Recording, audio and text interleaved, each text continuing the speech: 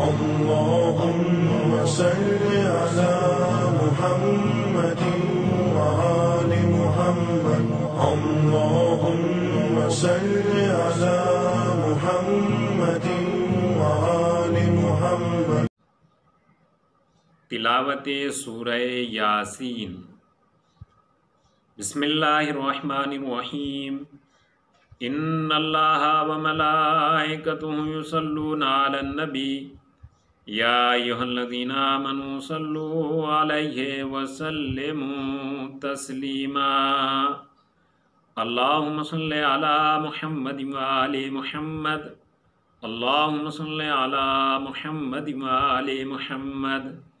اللہم صل علی محمد وآل محمد۔ بسم اللہ الرحمن الرحیم۔ یاسین والقرآن الحکیم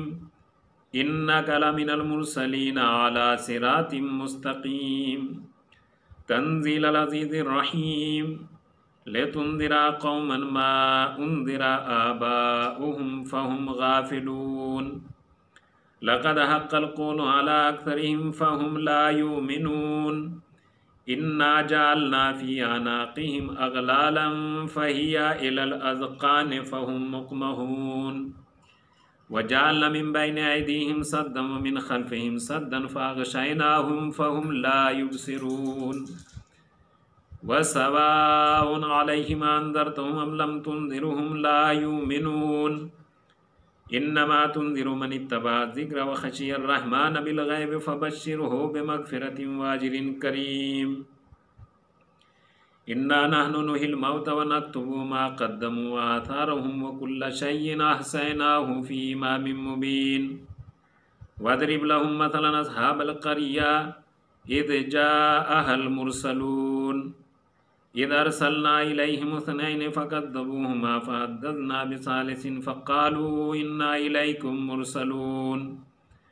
قالوا ما أنتم إلا بشر مثلنا وما أنزل الرحمن من شيء إن أنتم إلا تكذبون قالوا ربنا يعلم إنا إليكم لمرسلون وما علينا إلا البلاغ المبين قالوا إنا تطيرنا بكم لئن لم تنتهوا لنرجمنكم وليمسنكم منا عذاب عليم قالوا طائركم معكم إن ذكرتم بل أنتم قوم مسرفون وجاء من أقصى المدينة رجل يسعى قال يا قوم اتبعوا المرسلين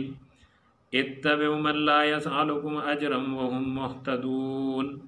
وما لي لا أعبد الذي فطرني وإليه ترجعون أتخذ من دونه آلهة يردني الرحمن بضر لا تغني عني شفاعتهم شيئا ولا ينقذون إني إذا لفي ضلال مبين إني آمنت بربكم فاسمعون قيل ادخل الجنة قال يا ليت قومي يعلمون بما غفر لي ربي وجعلني من المكرمين وما أنزلنا على قومه من بعده من جند من السماء وما كنا منزلين إن كانت إلا صيحة واحدة فإذا هم خامدون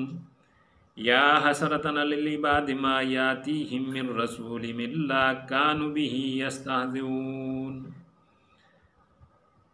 ألم يروا كما أهلكنا قبلهم من القرون أنهم إليهم لا يرجعون وإن كل لما جميع لدينا محضرون وآية لهم الأرض الميتة أحييناها وأخرجنا منها حبا فمنه يأكلون وجعلنا فيها جنات من نخيل وأعناب وفجرنا فيها من العيون ليأكلوا من ثمره وما عملته أيديهم أفلا يشكرون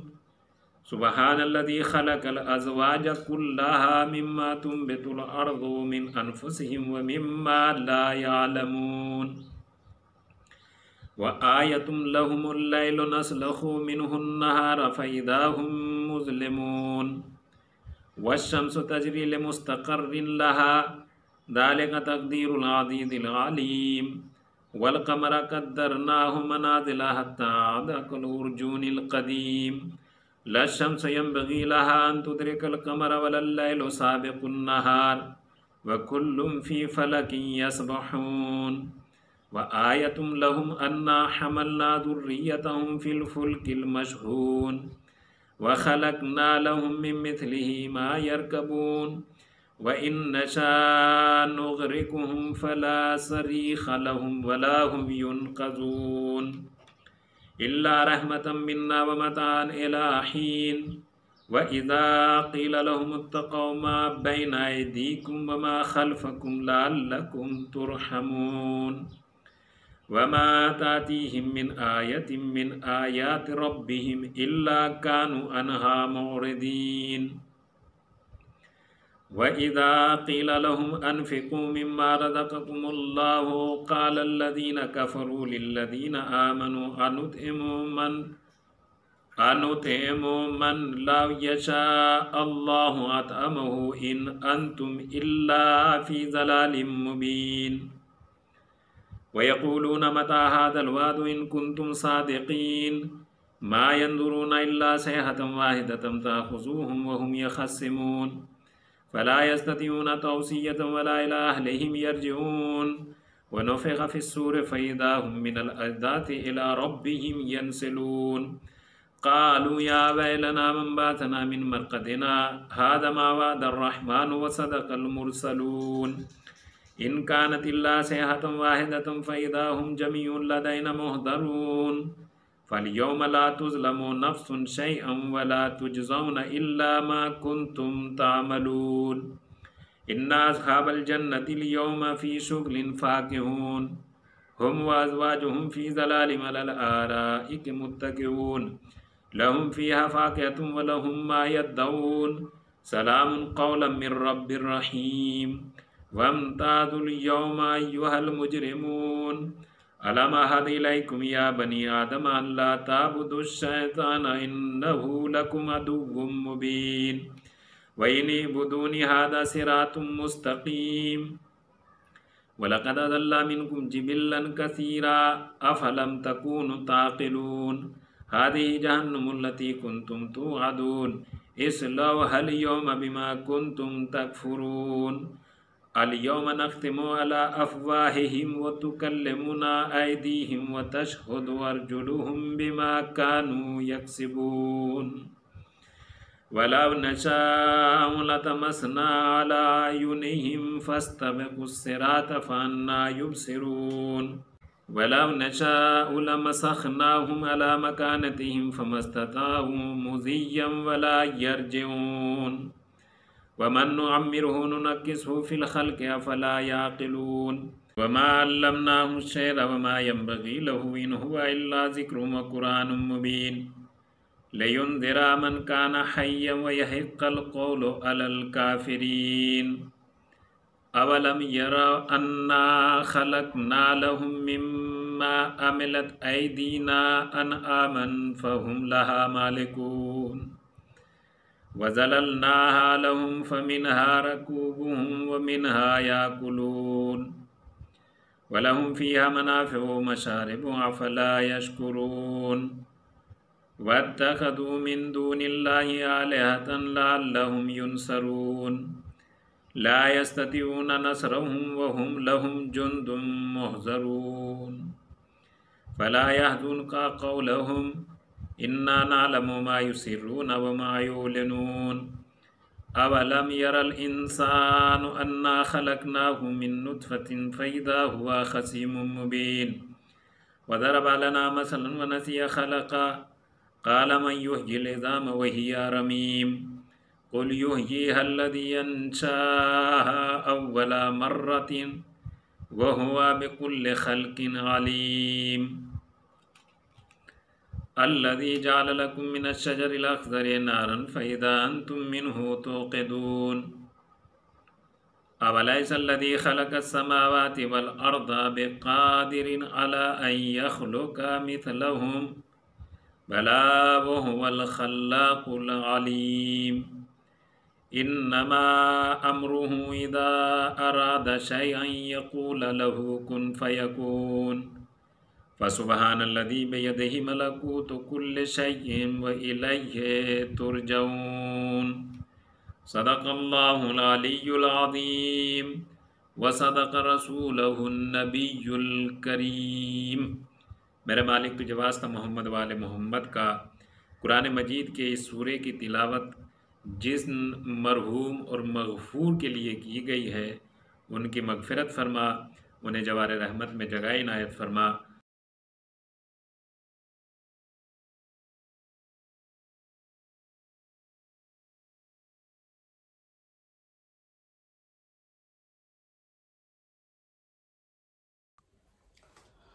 محمد وعلى محمد صلوات اللهم صل على محمد وعلى محمد وعجل فرجهم ولا نادهم اجمعین۔ بانو یہ عابد کو بتلا رہی ہے میری سکینہ کو نیند آ رہی ہے۔ بانو یہ عابد کو بتلا رہی ہے میری سکینہ کو نیند آ رہی ہے۔ کہہ دو ہواؤں سے آہستہ آئے، کہہ دو پرندوں سے گل نہ مچھائے، ارے کہہ دو اندھیروں سے واپس نہ جائے، کہہ دو اندھیروں سے واپس نہ جائے، ارے جاگی ہوئی چین کچھ پا رہی ہے میری سکینہ کو نیند آ رہی ہے۔ ارے شاید رسن کی اذیت ہوئی کم، مدھم کرو بیویو شور و ماتم، ارے سجاد زنجیر بولے نہ اس دم، سجاد زنجیر بولے نہ اس دم، ارے شاید غموں کی گھڑی جا رہی ہے میری سکینہ کو نیند آ رہی ہے۔ ارے بانو یہ عابد کو بتلا رہی ہے میری سکینہ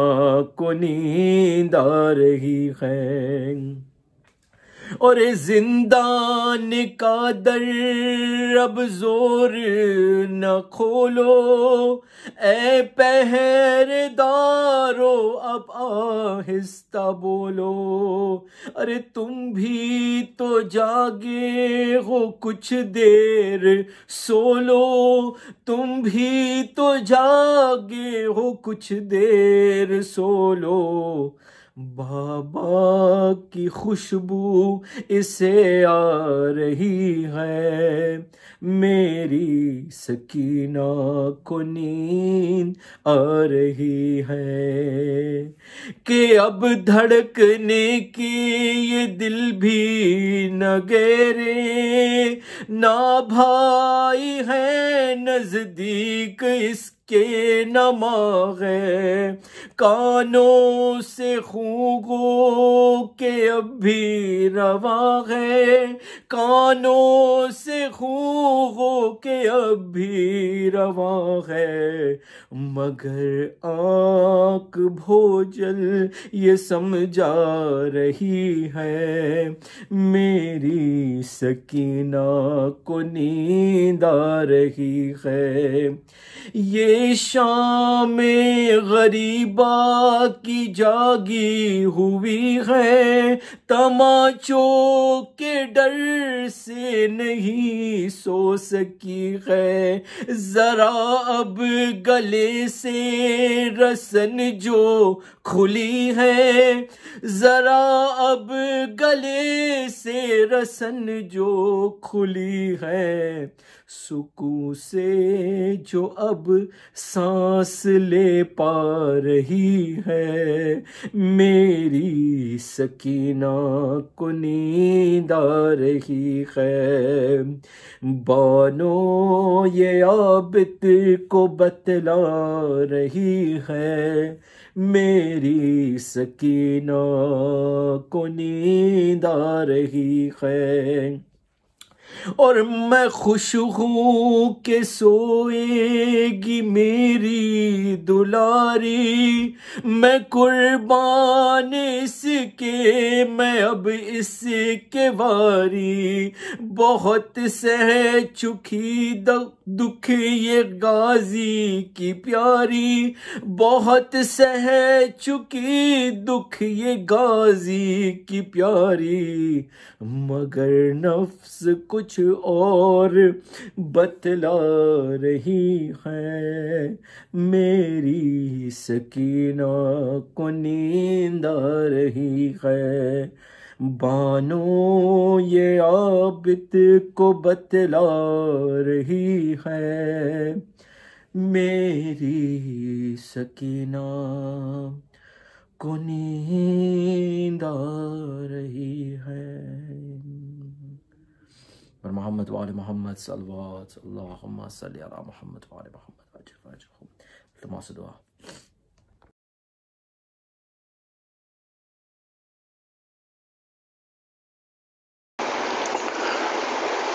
رحم اللہ من قرأ الفاتحہ۔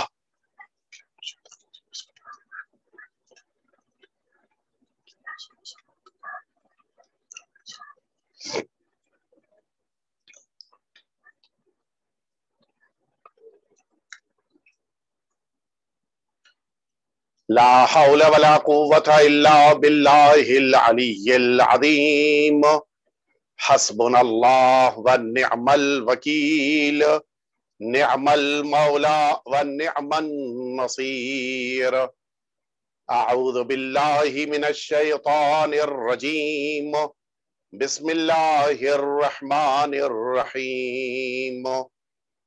الحمد للہ الذی لا یبلغ مدحتہ القائلون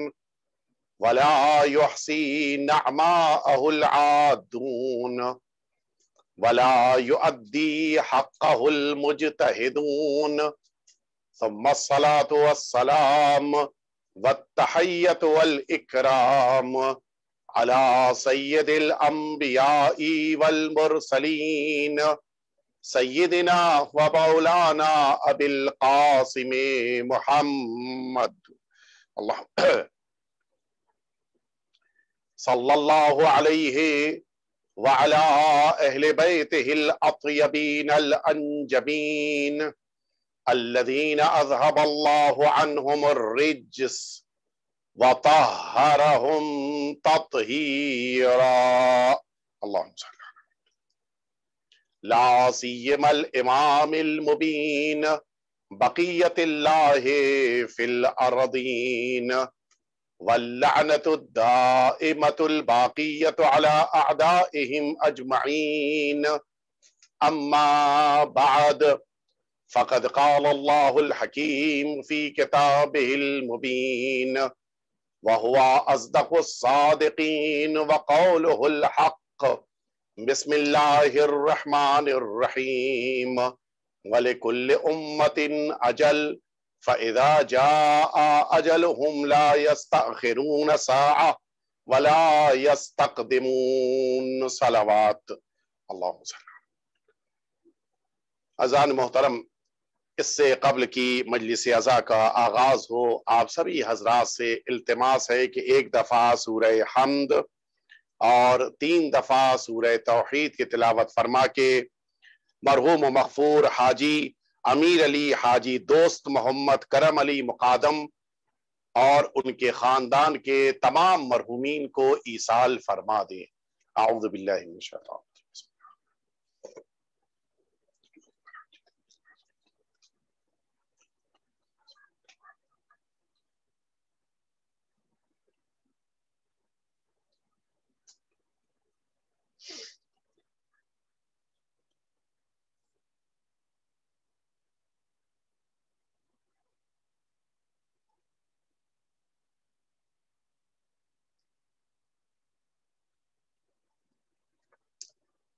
ایک دفعہ اور آپ سبھی حضرات جہاں جہاں تک میری آواز پہنچ رہی ہے مل جل کے صلوات بھیج دیجئے۔ اللہم صل۔ ایک نیک مؤمن متدین اور اللہ کے اطاعت گزار اور ساتھ ہی ساتھ اللہ کے بندوں اور اللہ کے عبادت گزار انسانوں کے خدمت گزار اور لوگوں کے لیے ایک خاص خدمت کا جذبہ رکھنے والا مرد مؤمن، ان کے ایصال ثواب کی مجلس ہے، اور ظاہر ہے کہ مجلس عزا ایک بہترین ایصال ثواب کا ذریعہ ہے۔ لیکن میں یہ بات عرض کرنا چاہوں گا کہ مجلس عزا کے ساتھ ساتھ وہ خدمتیں جو انہوں نے اپنی زندگی میں انجام دیں، وہ سوشل کام جو انہوں نے انسانیت اور اہل بیت اطہار کی خدمت کی شکل میں انجام دیں، وہ تمام امور، وہ تمام چیزیں ان کے درجات کی بلندی کا بہترین ذریعہ ہیں، اور انہی کے ذریعے سے انسان اپنی قبر، اپنی برزخ اور اسی کے ساتھ ساتھ اپنے قیامت کے مراحل کو بھی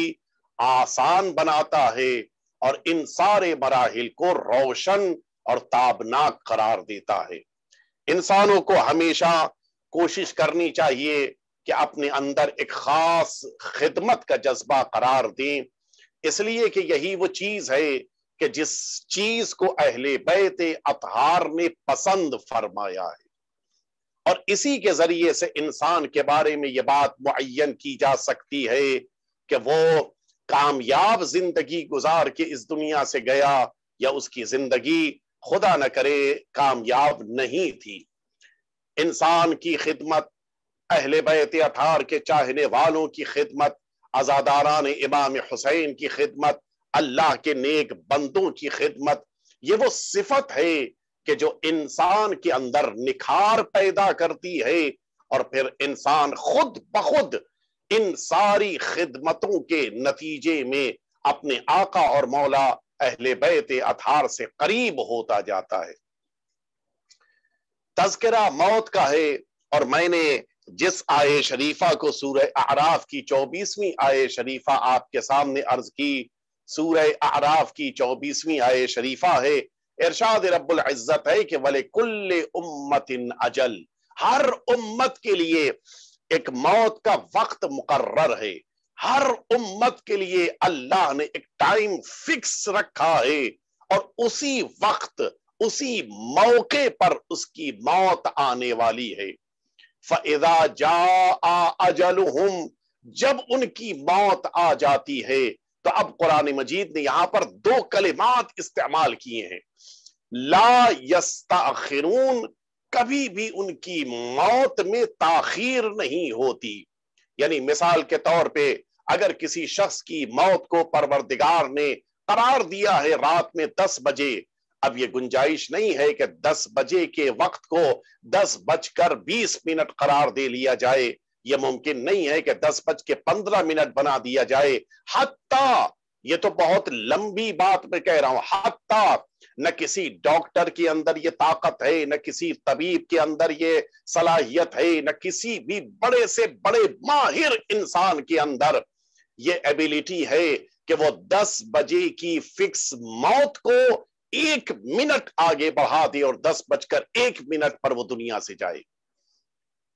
جس کی موت کو اللہ نے جس وقت رکھ دیا ہے وہ اسی وقت آنے والی ہے۔ یہ ممکن نہیں ہے کہ انسان اپنی موت کسی بھی طریقے سے،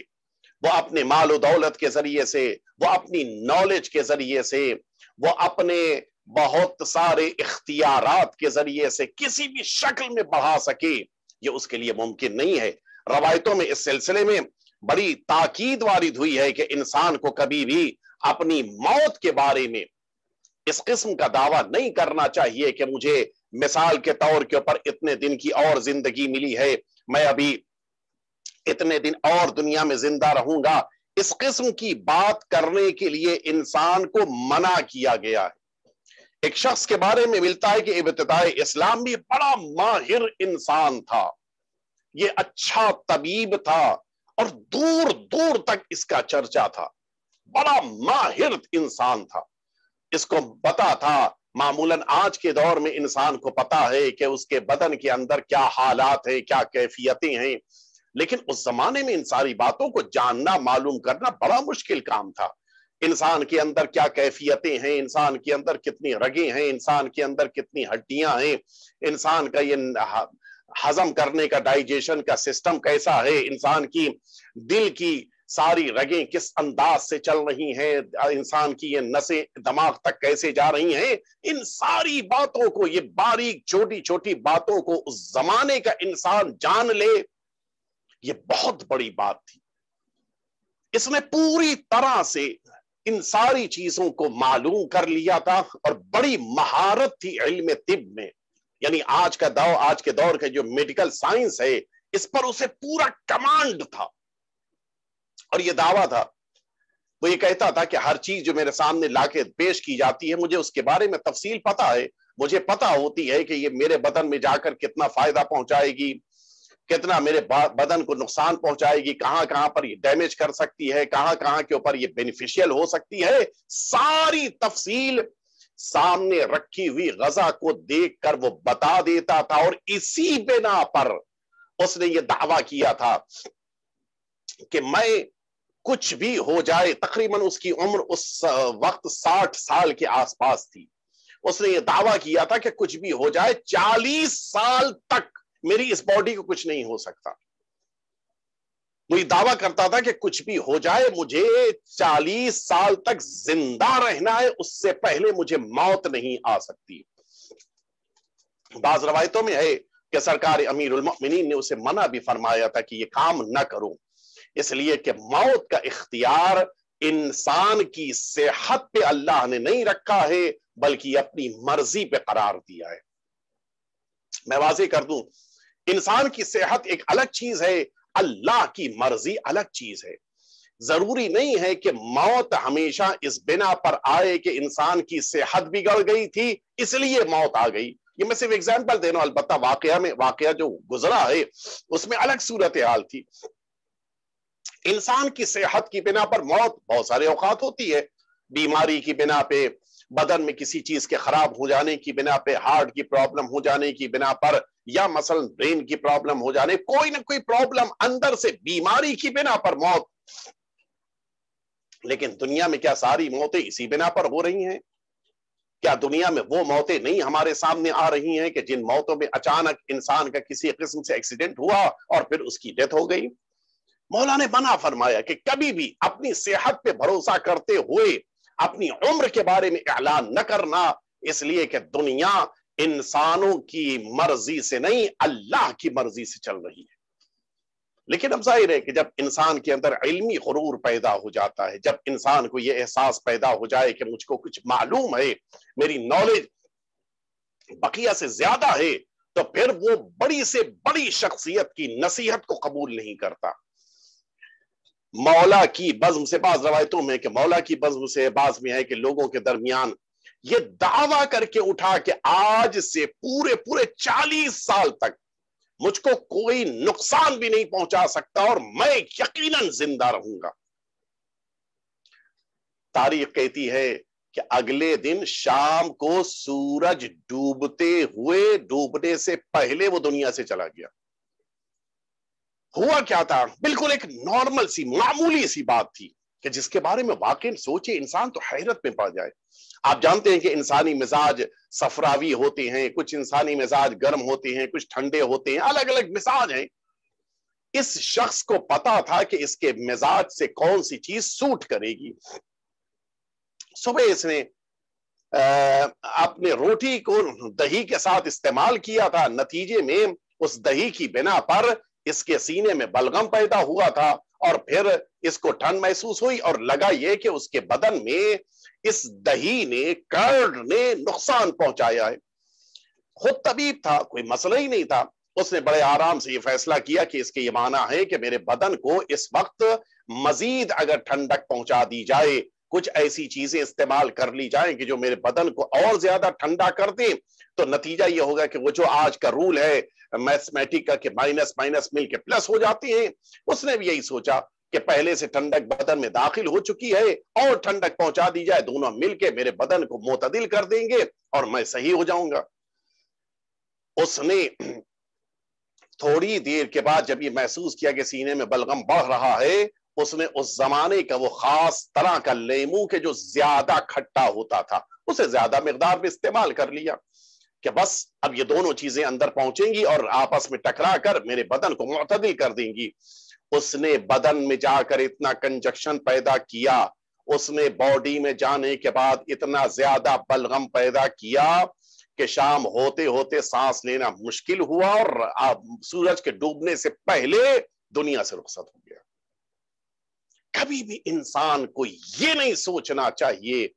कि उसकी मौत उसके इख्तियार में है, वो जितना चाहे उसे आगे बढ़ा ले जाए। अल्लाह ने ये दो लफ्जें इस्तेमाल फरमाई हैं, ला यस्तअखिरून, कभी भी ताखीर नहीं हो सकती, ये नहीं हो सकता कि वक्त से कुछ आगे बढ़ जाए, वला यस्तक़दिमून, और ये भी कोई इंसान अपने जहन में ये खन्नास लेकर ना आगे बढ़े कि मैं जिसे चाहूं जब चाहूं मौत दे दूं। इंसान के इख्तियार में किसी को वक्त से पहले मारना नहीं है। ये जो बहुत से लोग सोचते हैं कि मेरे इख्तियार में बस मैं एक चीज खिला दूं वो अभी मर जाएगा, मैं अभी एक, बाज लोग ये जुमला कहते हैं, लिहाजा दोहरा वरना जुमला सही नहीं है, बाज लोग कहते हैं मैं बस एक दुआ लिख दूं मर जाएगा, जबकि ये दुआ नहीं है। ये जो इंसान लिख रहा है ये दुआ नहीं हो सकती। वो चीजें कि जो इंसान की मौत का सबब बने वो दुआ नहीं कहलाती।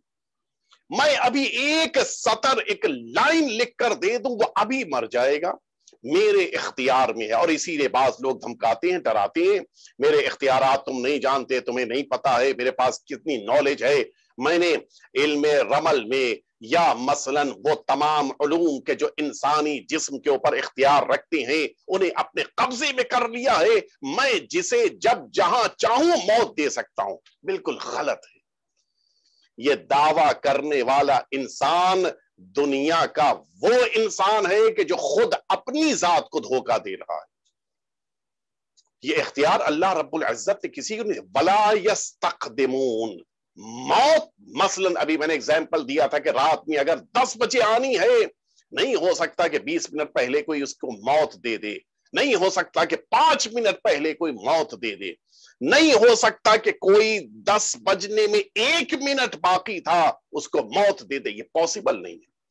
अल्लाह ने अपने पास ये इख्तियार रखा है। हाँ, बाज लोग ये बता सकते हैं कि मौत का वक्त कब आएगा, ये एक अलग बहस है, लेकिन ये कह देना कि मार सकता हूं, मैं चाहूं तो खत्म कर सकता हूं, मैं चाहूं तो उसको मौत की नींद सुला सकता हूं, ये गलत है। हत्ता कोई डॉक्टर भी ये जुमला नहीं कह सकता। जिंदगी मिलनी हो तो ऐसी जिंदगी मिल जाती है कि फिर इंसान सोच भी नहीं सकता, और मौत आनी हो तो ऐसे वक्त पे आ जाती है कि इंसान की फिक्र भी नहीं आती। रवायत में मिलता है कि जिस मौके के ऊपर नबी परवरदिगार से मुलाकात हुई इस इज़राइल की, वो कि जो इंसान की मौत का फरिश्ता है, पूछा ये बताओ कि कभी ऐसा हुआ कि तुम्हें किसी मौके पर रहम आया हो, कभी ऐसा हुआ कि तुम किसी की जान लेने के लिए गए हो और तुम्हें ये एहसास हुआ हो कि नहीं काश इसको थोड़ी सी और जिंदगी मिल जाती। कहा 2 मौकों पर ये मौत का फरिश्ता कह रहा। देखिए तवज्जो फरमाएं, मौत और जिंदगी अल्लाह के इख्तियार में है। बज़ाहिर ऐसा लगता है कि ये चीज इंसान की मौत का सबब बन जाएगी, वो जिंदगी का सबब बन जाती है। اور بظاہر ایسا لگتا ہے کہ یہ چیز ابھی نہیں آنی چاہیے، وہی لمحہ اللہ کی نگاہ میں سب سے زیادہ مناسب ہوتا ہے۔ پہلا موقع کہتے ہیں اسرائیل ملک الموت کہتے ہیں کہ جس موقع کے اوپر میں صحرا میں تھا، مجھے حکم ہوا کہ اس خاتون کی روح کو قبض کر لو۔ میں جس موقع کے اوپر پہنچا، میں نے دیکھا ایک چھوٹا سا بچہ ہے کہ جو اپنی ماں کے سینے سے لگا ہوا اس سے اپنی غذا لے رہا ہے۔ اتنا چھوٹا بچہ کہ جس کے لیے اپنی غذا خود سے حاصل کرنا بھی ممکن نہیں تھا، اور حکم یہ ہے کہ اس کی ماں کو موت دے دی جائے۔ کہتے ہیں یا نبی اللہ، میں نے اللہ سے کہا کہ پروردگار تیرا حکم ہے، میں اس کو موت دیے دیتا ہوں، لیکن یہ بچہ زندہ کیسے رہے گا؟ میرا دل اس بچے کے لیے تڑپ رہا ہے، یہ آخر تیری مخلوق ہے، یہ بھی بے موت مر جائے گی۔ آواز قدرت آئی کہ زندگی اور موت میرے اختیار میں ہے، تم اس کے بچے کے لیے پریشان نہ ہونا۔ کہا دوسرا موقع تب آیا کہ جب مجھ کو حکم ہوا کہ جاؤ، ابھی جا کر شداد اپنی جنت میں قدم رکھنے جا رہا ہے، وہ پہلا قدم جنت میں رکھے اسی وقت، اسی لمحے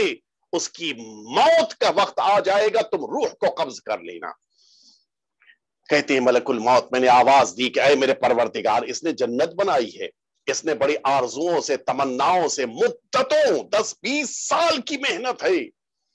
یہ جو جنت اس نے تعمیر کی، کم از کم اتنی مہلت دے دے کہ وہ اندر داخل ہو کے اپنی جنت کو اپنی آنکھوں سے تو دیکھ لے۔ آواز قدرت آئی کہ نہیں، اس کی موت کا وقت یہی ہے۔ اور پھر اس کے بعد جملہ سنے، جناب ملک الموت کہتے ہیں کہ یا نبی اللہ، اللہ کی قدرت کی آواز آئی کہ تمہیں پتہ ہے اسرائیل، جس بچے کے لیے تم نے کچھ عرصے پہلے تڑپ کر مجھ سے کہا تھا کہ اس کی ماں کو موت دوں گا تو یہ بچہ بھی مر جائے گا، تم نے پہچانا؟ کل میں نے اس بچے کو زندگی دی تھی، آج جس کی موت کے لیے تجھے حکم دے رہا ہوں، یہ وہی بچہ ہے جو کل ماں کے بغیر غذا نہیں لے سکتا تھا، میں نے اس کی غذا کا انتظام کیا، آج اس کی جرأتیں اور ہمتیں اتنی بڑھ گئیں کہ میرے مقابل خدائی کا دعویٰ کر بیٹھا اور اپنی بنائی ہوئی جنت میں داخل ہونے کی کوشش کر رہا ہے۔ غور فرمو، یہی پروردگار ہے، کس کو موت دینا ہے یہ اللہ جانتا ہے، کسے زندگی دینی ہے یہ اللہ جانتا ہے۔ اور اسی لیے انسان کو موت سے متعلق پروردگار پر بھروسہ رکھنا۔ دنیا والوں کا خوف کیسا؟ سارا خوف اسی کا تو ہے، میں اگر کچھ بولوں گا تو میری زبان کاٹ دی جائے گی، میں آگے بڑھوں گا تو مجھے موت دے دی جائے گی، جبکہ انسان اس بات کو بھول جاتا ہے زندگی اور موت اللہ کے ہاتھ میں ہے۔ آپ نے بھی بہت سارے اوقات دیکھا ہوگا سرزمین ایران میں جس موقع کے اوپر یہی شہر بم میں زلزلہ آیا تھا، سارا شہر زمین کے اندر دب کے مر گیا تھا، لیکن اسی اندر دبے ہوئے حالات میں، ماحول میں، ایک بوڑھی خاتون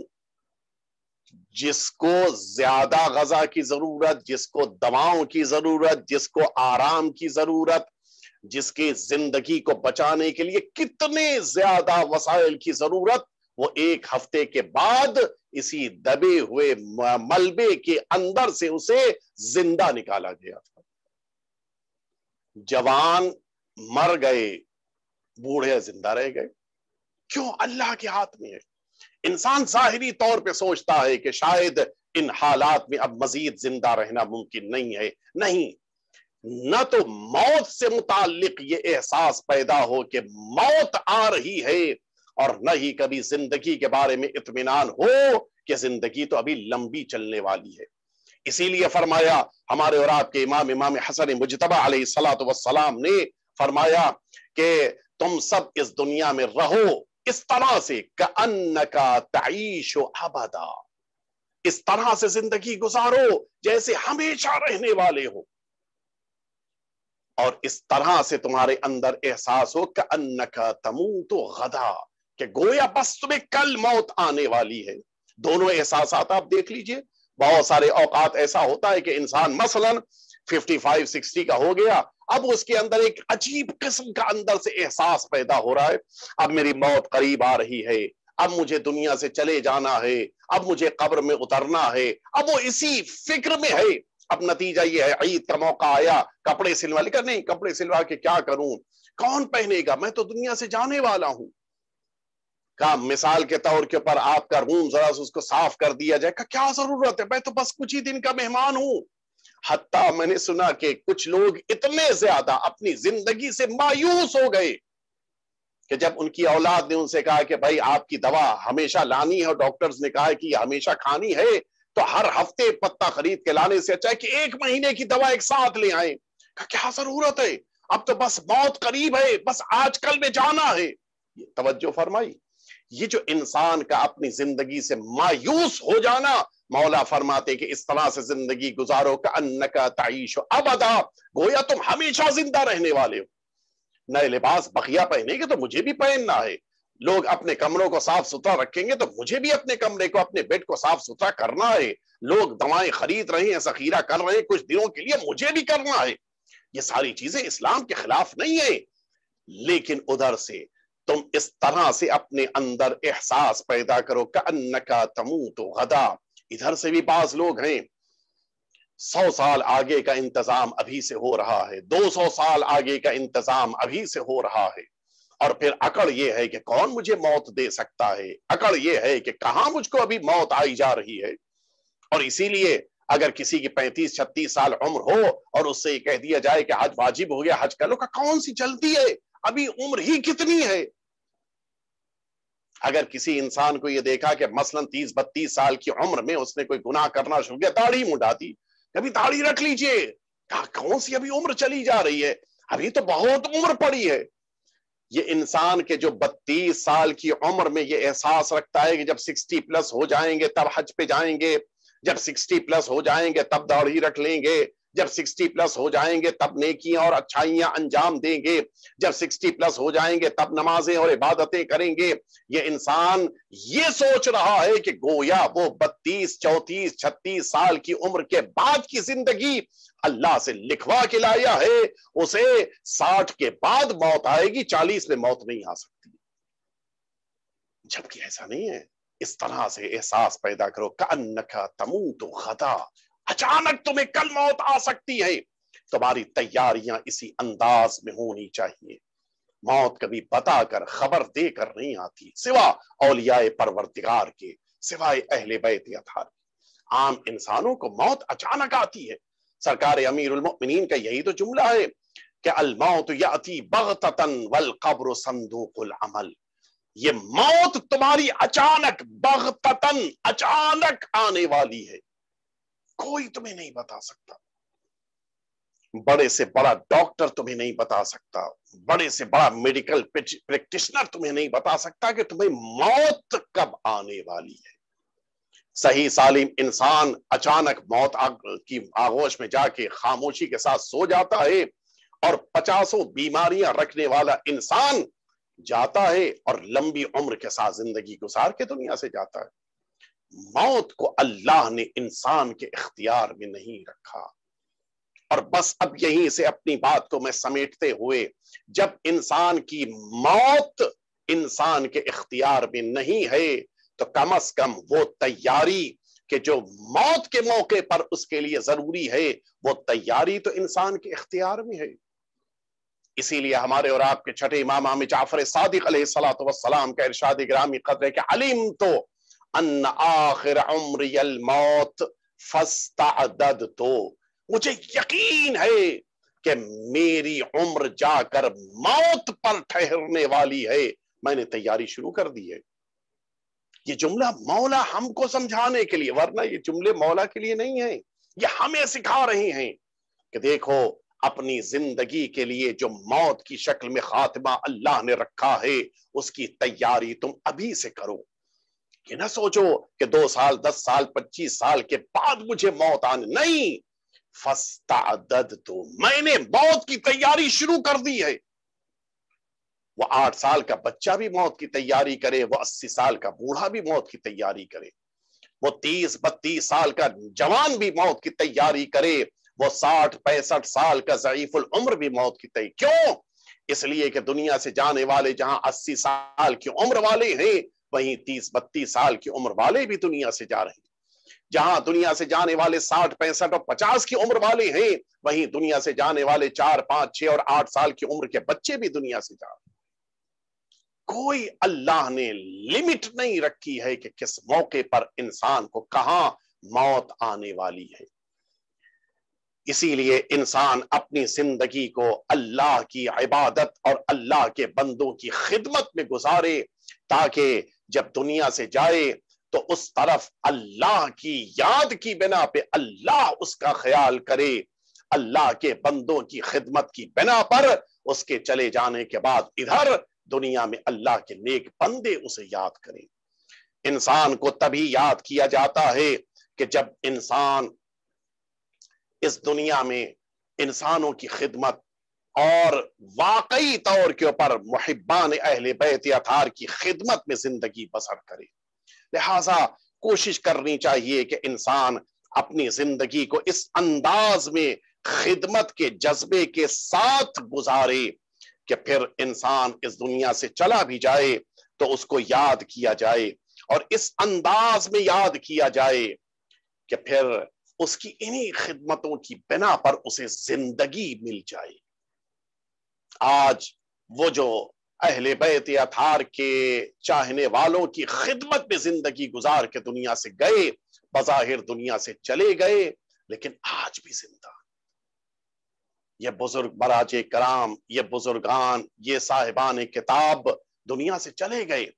لیکن ان کا نام آج ان کی خدمتوں کی بنا پر باقی ہے. آج بھی ہر طرف ان کا چرچا ہے. کس بنا پر؟ اس بنا پر کہ انہوں نے انسانیت کی خدمت میں وقت گزارا. بس میں کچھ ایک واقعے کے ذریعے سے کچھ لمحات میں اپنی گفتگو کو مکمل کرنا چاہوں گا. اگر انسانیت کی خدمت کا جذبہ انسان کے اندر ہے اور چاہتا ہے کہ موت کے بعد کی زندگی مل جائے تو پھر کچھ ایسا انتظام کر کے جائے کہ پھر اس کی موت تو آئے لیکن اس کی جان کے چلے جانے کے باوجود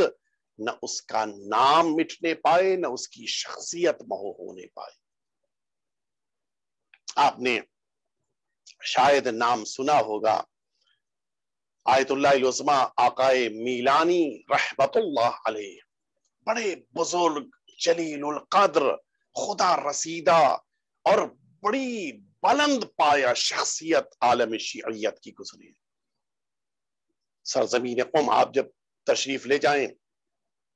شہزادی قم صلوات اللہ وسلام علیہا کی بارگاہ اقدس میں مرحوم آیت اللہ میلانی علیہ رحمت والرضوان کی وہیں قبر موجود ہے، اور پھر وہاں پر عاشقان آپ کی قبر پہ آتے ہیں اور ایصال ثواب کرتے ہیں. مرحوم شیخ عبد الکریم حیری علیہ رحمت والرضوان جو مؤسس حوض علمیہ قم تھے، انہی کی قبر سے جسٹ متصل، ان کے بعد ان کا انتقال ہوا تھا، اس لیے وہیں کے اوپر دفن ہوئے. یہ ایک زمانے میں مشہد مقدس میں مقیم تھے. جس زمانے میں مشہد مقدس میں تھے قیام پذیر، انہوں نے ظاہر ہے کہ ایک بڑے اچھے استاد سمجھے جاتے تھے، متعدد علوم پر ان کو مہارت تھی. مشہد مقدس کے جتنے علماء تھے وہ سب ان کے اسٹوڈنٹ تھے، سب ان کے شاگرد.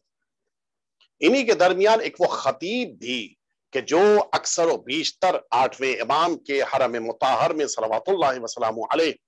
مولا کے حرم مطہر میں منبر پہ تقریریں کرتے تھے، مجلسیں پڑھتے تھے، وہ بھی ان کے شاگرد تھے. آیت اللہ میلانی نے ایک دن اپنے اس شاگرد کو جو بڑے اچھے خطیب تھے ان کو بلایا اور ان سے کہا کہ آج جب منبر کے پر بیٹھ کر تقریر کرنا تو ایک میرا چھوٹا سا کام ہے، اس کام کو انجام دینا. سرکار آپ میرے استاد ہیں، فرمائیے کیا حکم ہے؟ کہ آج جب منبر پہ بیٹھنا اور مصائب شروع کرنے لگنا تو شروع کرنے سے پہلے ایک اعلان کر دینا، लोगों से कह देना कि मीलानी को 40 जवानों की, बड़ी उम्र वाले नहीं, 40 जवानों की जरूरत है। कल सुबह आप में से 40 जवान मीलानी के घर चले जाएं और उनकी मदद करें। ये खतीब कहते हैं कि मैंने मिंबर से ऐलान कर दिया और उसके बाद मैंने मसाइब पढ़े, और जब मिंबर से मैं उतरा तो एक अच्छा खासा, जब जाहिर है बहुत चाहते थे, मशहद मुकद्दस में आयतुल्लाह मीलानी के चाहने वाले बहुत थे। का मैंने तो 40 के लिए ऐलान किया था, अब जो तादाद जवानों की आई वो तो हजारों की तादाद में सब भीड़ लगा के खड़े हैं कि कल हमें जाना है। अब तो उनके दरमियान 40 को ढूंढना, इंतखाब करना एक मसला हो गया। अच्छा, मुझे काम भी नहीं पता था कि काम क्या है, कि उसी काम के मुताबिक मैं अफराद का इंतखाब करूं। मसलन मेडिकल साइंस का काम हो तो मैं कह दूं कि जितने मेडिकल साइंस के स्टूडेंट्स हैं वो चले जाएं। मसलन इंजीनियरिंग का काम हो तो इंजीनियरिंग के स्टूडेंट हैं वो चले जाएं। मुझे काम भी नहीं पता था, मैं बड़ी फिक्र में कि मैं करूं तो क्या करूं। और इस दरमियान वो सारे अफराद के कल हम जाएंगे, आगे मीलानी के वो शागिर्द कहते हैं कि मैंने इनके दरमियान से सिर्फ 40 आदमी का, 40 जवानों का इंतखाब किया और उनसे कहा कि कल तुम सुबह में नमाज के बाद पहुंच जाना, देखो क्या काम है आगे मीलानी को, आयतुल्लाह मीलानी को, और उनकी खिदमत करना। कहते हैं ये शागिर्द मरहूम मीलानी के कि मैं रात भर बिस्तर पे करवटें बदलता रहा कि न जाने क्या काम है। शायद हो सकता है कि घर शिफ्ट हो रहा हो, किताबों का काम बहुत संगीन होता है, शायद इन किताबों की शिफ्टिंग का काम हो, या इस तरह का कोई काम हो सकता है। सुबह में मैं नमाज पढ़ के अपने मुसल्ले पे बैठा था, मेरा दिल नहीं माना, कि मैं भी उठा और चल पड़ा आयतुल्लाह मीलानी के घर की तरफ, कि मैं भी जवान हूं, मैं भी उनकी खिदमत कर सकता हूं। कि अब जब मैं उनके घर पर पहुंचा तो मैंने देखा कि उनके घर के बाहरी हिस्से में ये जवान आकर बैठे हैं और आयतुल्लाह मीलानी अपने हुजरे में अंदर तशरीफ फरमा है। एक एक जवान को अंदर बुलाते हैं,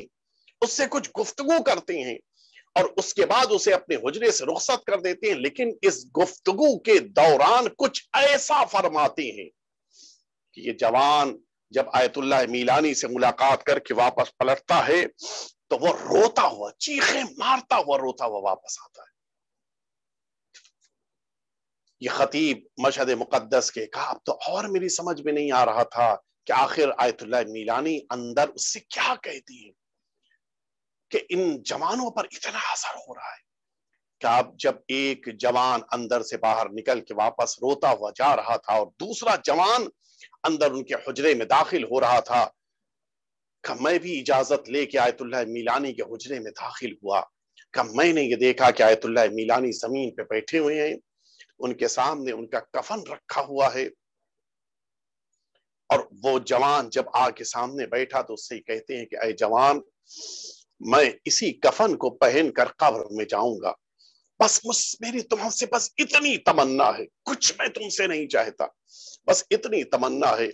मैं इमाम हुसैन सल्लल्लाहु वसल्लम अलैहि के मसाइब तुम्हारे सामने पढ़ रहा हूं, जब तुम्हारी आंखों में आंसू आ जाए तो फिर अपने रुमाल से नहीं, मेरे इस कफन के जरिए से अपने आंसुओं को पोंछ लेना, ताकि तुम्हारे आंसू इस कफन में जज्ब हो जाएं,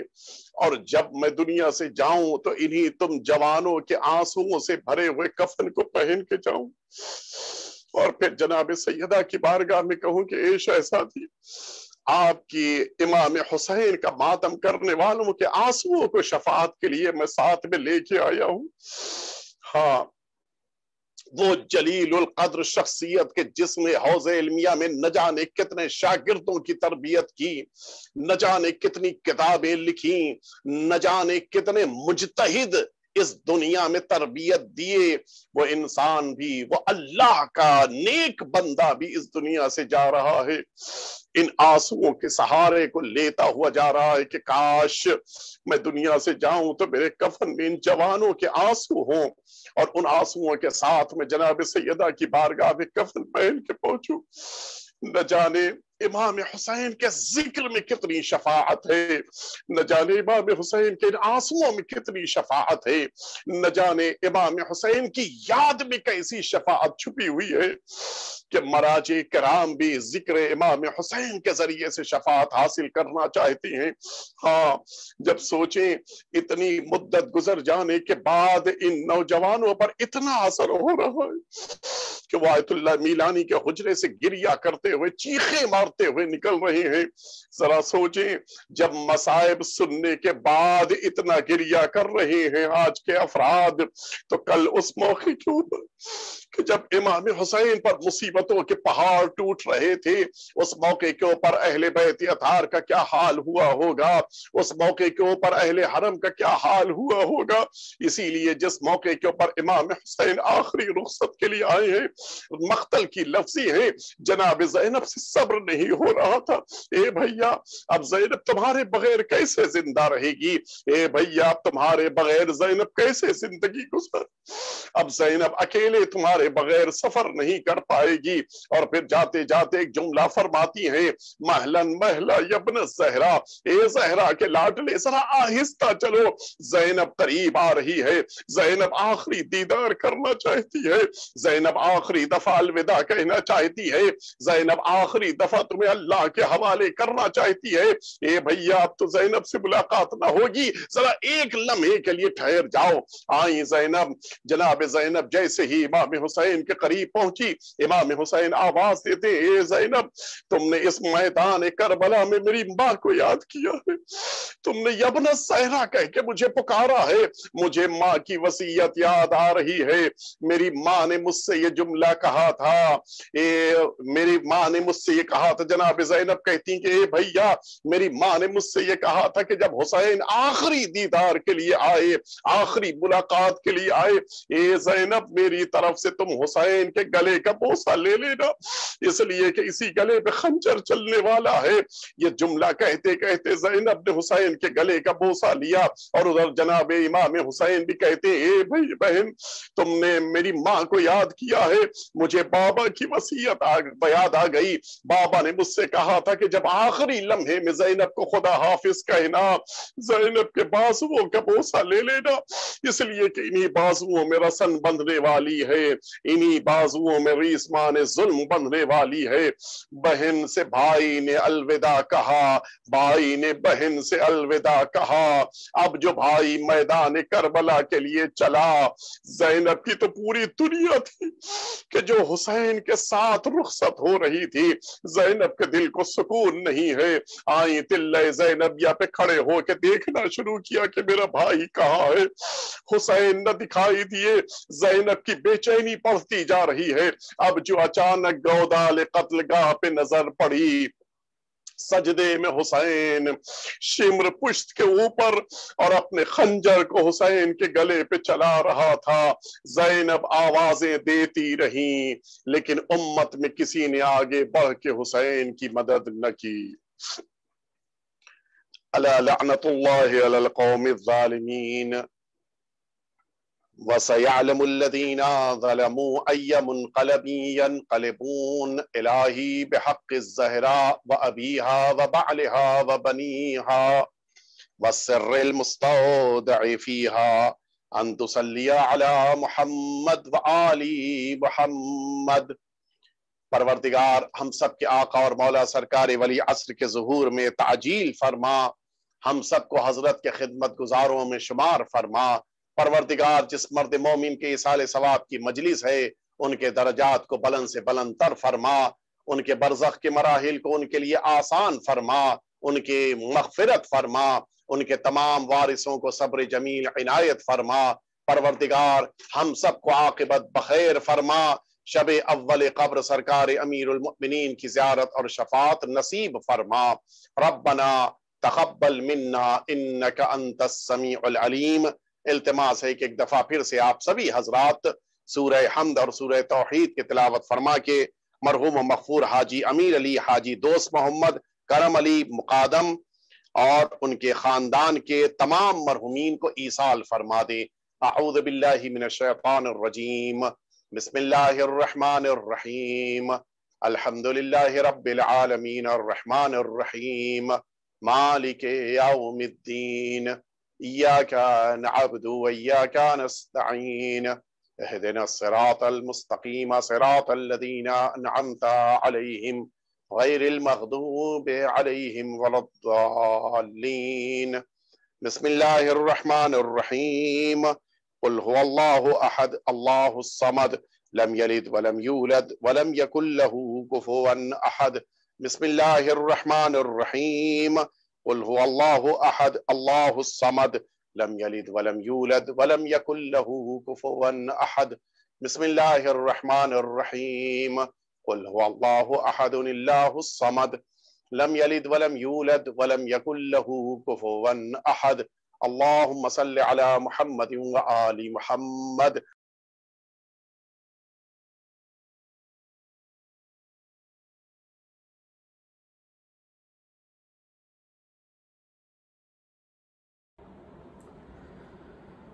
बढ़ के महज़र जब मदीने से चला वो काफ़िला, क़ासिम व अब्बास व अकबर और सिबते मुस्तफ़ा, साथ में ज़ैनब सकीना और रूहे फ़ातिमा, सैयदो सज्जाद व असग़र साथ सुग़रा की दुआ। हाँ काफ़िला था एक लेकिन दो थे रूहे काफ़िला, एक अली की लाडली थी, एक अली का लाल था, एक अली की लाडली थी, एक अली का लाल था, एक अली की लाडली थी, एक अली का लाल था। हाय वो किस शान से निकले थे सूहे करबला, साथ अब्बास से जरी कब्ज़े में तेगे मुर्तज़ा, मरकज़े ताज़ीम थी वो हस्तियाँ हर एक का, एक अली की लाडली थी, एक अली का लाल था, एक अली की लाडली थी, एक अली का लाल था। अपने बेटों को फिदा भाई पे ज़ैनब ने किया, भाई मर के भी न ज़ैनब से हुआ एक पल जुदा, सरबरहना वो चली वो पर सरे नेज़ा चला, एक अली की लाडली थी, एक अली का लाल था, एक अली की लाडली थी, एक अली का लाल था। सरबरहना थी बहन तो भाई भी था बेकफन, भाई के बाजू जुदा बहना के बाजू में रसन, तरकिया दोनों ने मिलकर करबला का मार का, एक अली की लाडली थी, एक अली का लाल था, एक अली की लाडली थी, एक अली का लाल था। سر دیا بھائی نے چادر دی بہن نے دین کو، نہ بہن ایسی نہ ایسا بھائی ہوگا مومنوں، جس نے سر اونچا کیا ہے بانی اسلام کا۔ ایک علی کی لاڈلی تھی، ایک علی کا لال تھا، ایک علی کی لاڈلی تھی، ایک علی کا لال تھا۔ تھی رسن بستہ بہن لیکن جلا تھا علما، خود بائے زینب سے لرزی تھی زمین و آسمان، رکھ دیا تکتا پلٹ کر جس نے ملک شام کا۔ ایک علی کی لاڈلی تھی، ایک علی کا لال تھا، ایک علی کی لاڈلی تھی، ایک علی کا لال تھا۔ بھائی خاک و خون میں گرا تھا زینب دلگیر بھی، آبروئے مصطفیٰ ایک آبروئے پنجتن، دوڑ تھا جس میں یہ دونوں کے شہزادیاں۔ ایک علی کی لاڈلی تھی، ایک علی کا لال تھا، ایک علی کی لاڈلی تھی، ایک علی کا لال تھا۔ محمد و آل محمد صلوات اللہم صلی علی محمد و آل محمد وعجل فرجہم۔ التماس دعا۔ اللہم صلی علی محمد و آل محمد وعجل فرجہم ولا نعطاهم اجمعین۔ بسم اللہ الرحمن الرحیم۔ السلام علیکم عبداللہ، السلام علیکم ابن رسول اللہ، السلام علیکم ابن امیر المؤمنین وابن سید الوسیم، السلام علیکم ابن فاطمۃ الزہراء سید نساء العالمین، السلام علیکم یا خدیجۃ الکبریٰ ام المؤمنین، السلام علیکم یا جناب ابو طالب علیہ السلام، السلام جميع شہداء کربلا ورحمۃ اللہ وبرکاتہ۔ آقائے غریبان مولا بے کشان بادشاہ خراسان، ضامنان یتیمان، السلام کو سلطان یا ابوالحسن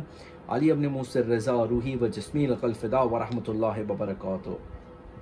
السلام علیکم صاحب الزمان الامان الامان الامان، السلام علیکم یا خلیفۃ الرحمان، السلام علیکم یا شریک القرآن، السلام علیکم یا امام الانس والجان، اجل اللہ تعالی فرجہ وسار اللہ مخرجہ وظہورک ورحمۃ اللہ وبرکاتہ۔ اللہم صلی علی محمد وعلی محمد وعجل فرجہ۔